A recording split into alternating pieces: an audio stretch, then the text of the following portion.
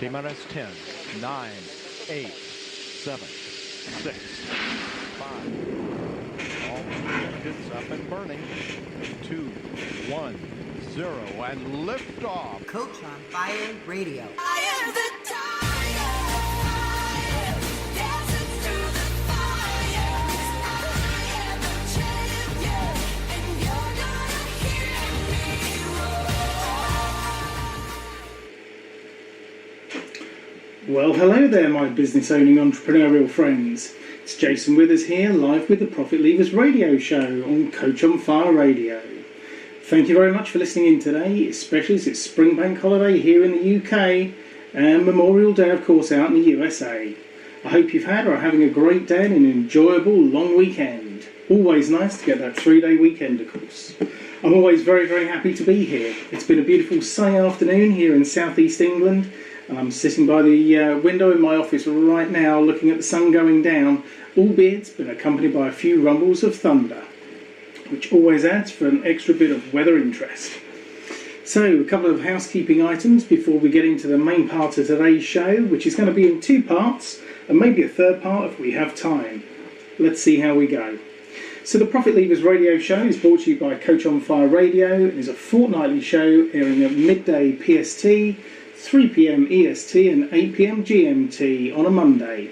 So our next show will be on Monday the 11th of June at the same time, and you can subscribe to the podcast on iTunes and you'll be able to catch up on any episodes that you may have missed and to make sure that you don't miss any that air off in the future. So you can follow me on social media too, which you can do on my Facebook page at facebook.com/Jason A. Withers, where you can also access my free Facebook community of the same name, the Profitlevers. You can catch me on Instagram at Jason A. Withers and also on Twitter, also at Jason A. Withers. So for those of you who haven't met me before, I'm a profit growth strategist, profit mentor, profit maker, and most importantly, profit transformer for both entrepreneurs and owner-managed businesses. I help ambitious online entrepreneurs and owner-managed businesses just like you to live and love a more profitable existence. That means a more fulfilling life for you, more time and freedom to do more of the things you want to do. But here's the thing, we do it simply, we do it efficiently, and we do it together. I see your great entrepreneurial ventures in progress every day. I see the blood, sweat and often tears that go into making that business everything that you want it to be. I witness the long hours, the endeavour and the hustle. Don't get me wrong, I do believe in work. Work's good. But we need to be careful that we don't just spend our entire life working and never actually have time to enjoy the fruits of our labours, of course. But I believe in something else too. I believe that all that hard work shouldn't go unrewarded. Unfortunately, so often it does. The brilliance of an individual, an idea that turns into a business, is where it all starts. It evolves and it grows just because it does. Decisions made, gut instinct, graft. Often it's reactive, not intentional behaviour that drives us.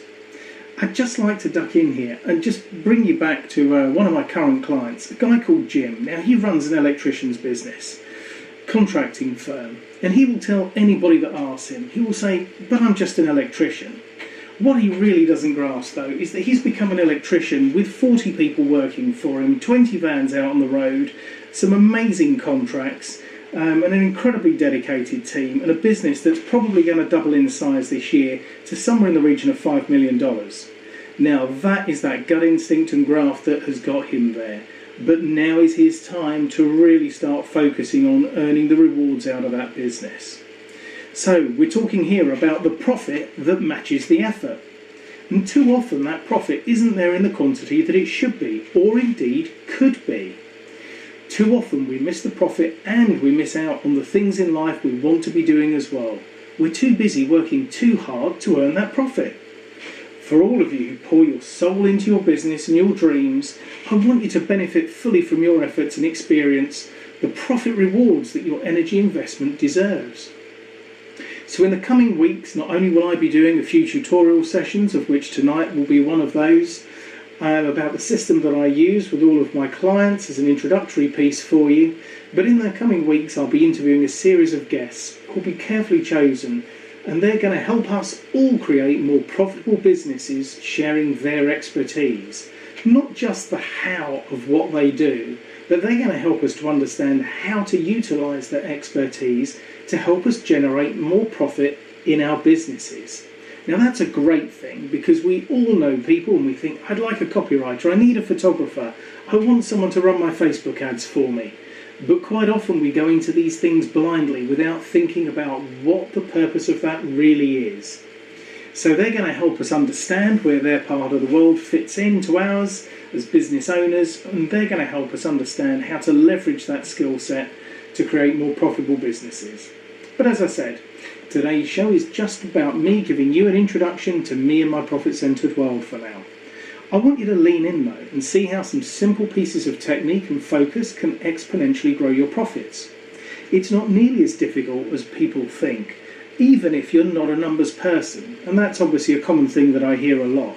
I'm not a numbers person. Maths was never my strong point.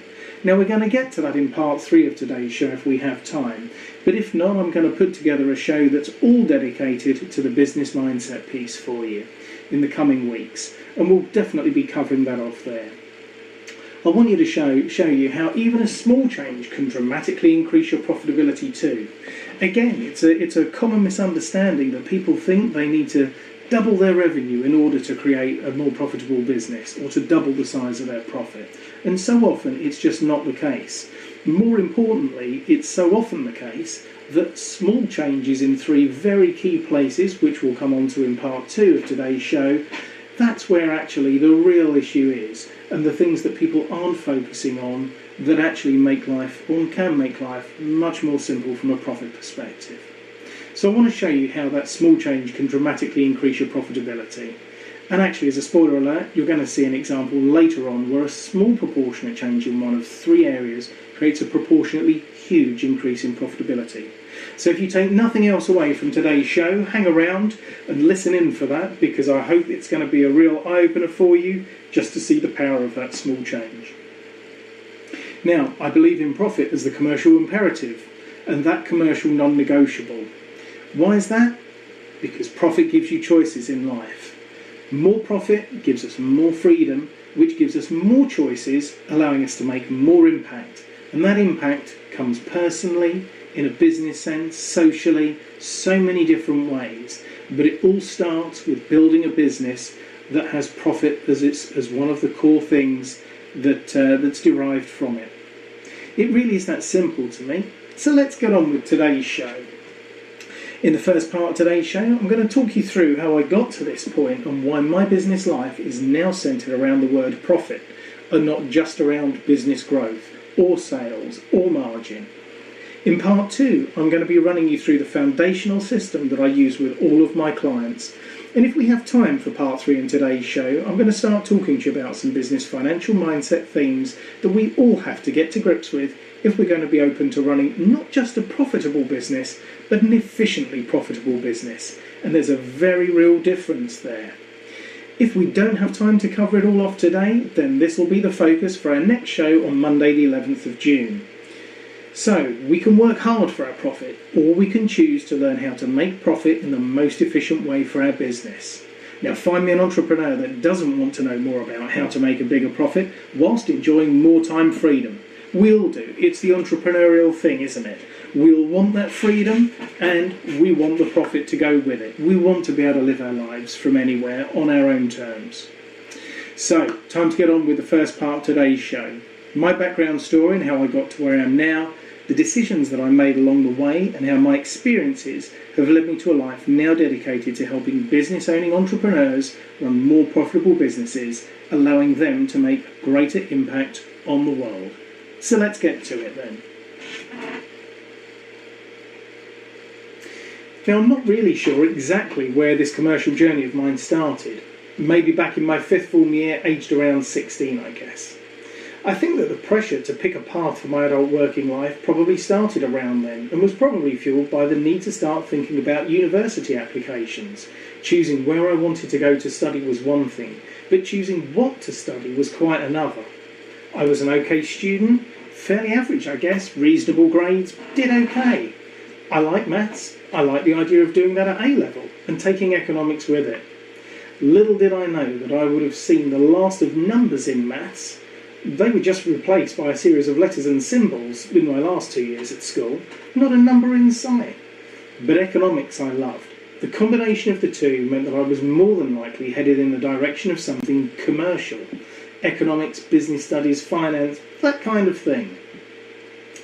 Now, I was used to working in the City of London during my school holidays, labouring on building sites for the company that my mum worked for. They used to fit out dealing floors in the banks, so I got to see the buzz of the city in its heyday in the late 1980s, and I loved it. Such a great place to be, great vibe, great real passion to really get into that setup. I wanted to be a trader when I grew up. It looked such fun. I saw the morning briefings, the sharp suits, everyone having a good time, and there was certainly no shortage of money around at that point.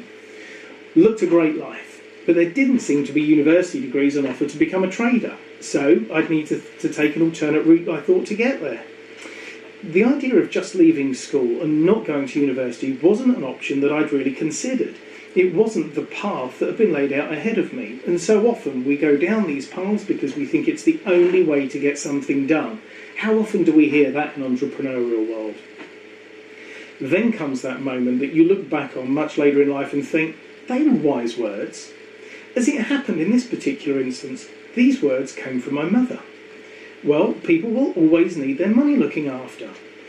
She'd worked in an accounting practice in years gone by and had been an executive PA in the city and had seen firsthand how money worked and didn't within a company setting. I didn't really have any better idea how to fold this economics, business studies, finance piece together, so I made my choice. A degree in accounting and finance it was going to be, just a question of where to sort out. I think it's fair to say my A-levels didn't go as well as planned, and as a result I had to wait an extra couple of weeks during the summer once the results had been released to find out whether or not I'd managed to get a place at my preferred location, Liverpool. And I have to say, football is one of the great loves in my life, or soccer for those of you out in the States. And Liverpool, I saw an awful lot of football there, and huge commiserations to them in losing to Real Madrid in the Champions League final on Saturday night. Great shame, was really hoping they were going to be able to do that. Anyway, fortunately, things worked out for me okay during that summer and I got my place at Liverpool. 3 years of accounting and finance lay ahead, and along with a good time, of course. The range of topics covered was broad and valuable. Behaviour in organisations took a look at people in business, how they interacted, how they were motivated. Business functions was a study of all the core aspects of business, such as sales, marketing, finance, and personnel, as it was called back then before being upgraded to human relations, or, as my dad would often joke, human remains. Economics was great, basically a rerun of my A-level, so that was fine. Quantitative techniques took me straight back into my mathematical background, so that was fine too. But then there was accounting, the core part, and that did not come naturally. There was just something about it that I just didn't get. Now, how many entrepreneurs do you know, maybe you're one of them, who really think that they struggle around this financial piece? Maybe it's to do with the jargon that your accountant uses. Maybe it's because you have a bookkeeper but don't really understand what they're telling you. Well, I have to tell you, when I started my degree, it felt no different to me. There was just something out of place. The terminology was one part of it, a struggle, as I say, that I now see many business owners and entrepreneurs go through. So no wonder people don't really like going to see their accountant. Debits and credits were the backbone of the accounting world, a methodology that was hundreds of years old and taught via T accounts as they were known. Debits sat on the left-hand side of the T, credits on the right-hand side. Every transaction had another half to it. There were two sides to everything, one debit and one credit. When all of the transactions had been entered, so the theory went, the debits and credits balanced off to the same amount. A trial balance was created, which, funnily enough, always had to balance. And from here you could generate a profit and loss account and a balance sheet, those core documents that you will hear your accountant and bookkeeper talking about from time to time. And, quite possibly, the very things that you dread talking about come a year-end discussion with your accountant. But I struggled with the system. There were things that just didn't ring true. For example, when you see money coming into your bank account, on your bank statement, that sum appears under the credit column, doesn't it? However, for the T account that related to bank, a deposit into your account was presented as a debit on the left-hand side of that T. completely opposite to